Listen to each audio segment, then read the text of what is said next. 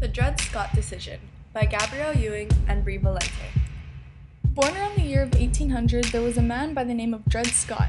He was a slave owned by Peter Blow. Scott traveled with his master from Virginia to Alabama, and in 1830 they moved to St. Louis, Missouri. 2 years later, Blow died. Scott was then brought by Dr. John Emerson, an army surgeon. Emerson took Scott to the free state of Illinois. In 1836, Emerson and Scott moved to the Wisconsin Territory. While there, Scott met and married Harriet Robinson, who was a slave at the time. While Scott was living in Wisconsin or Illinois, he could have made his claim for freedom, but never did. In 1843, John Emerson died and Emerson's wife hired Scott out to an army captain. Scott tried to buy his freedom from Mrs. Emerson for $300. When his offer was declined, he went to the court in 1847. Once there, he was unable to prove that he and Harriet were owned by Mrs. Emerson. In 1848, Missouri's Supreme Court retired the case. In 1850, there was a retrial where the St. Louis Circuit Court ruled Scott and his family to be free.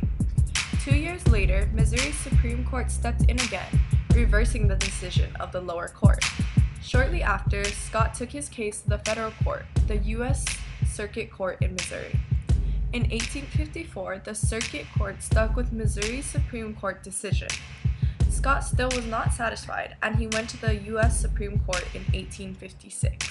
Scott's case posed a question to the Supreme Court and became a major problem for his case.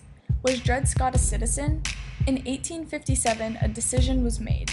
It was announced by Chief Justice Roger B. Taney, who was a slavery supporter. The decision stated that because Scott was black, he was not a citizen and had no right to sue.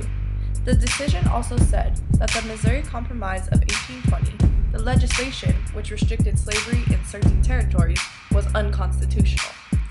Peter Blow's sons, childhood friends of Scott's, helped pay Scott's legal fees throughout the years. After the Supreme Court's decision, Blow's sons bought Scott and his wife and set them free. This event is significant because it overruled a law and African Americans could not be citizens. This new law angered African Americans and was one of the leading events to the Civil War.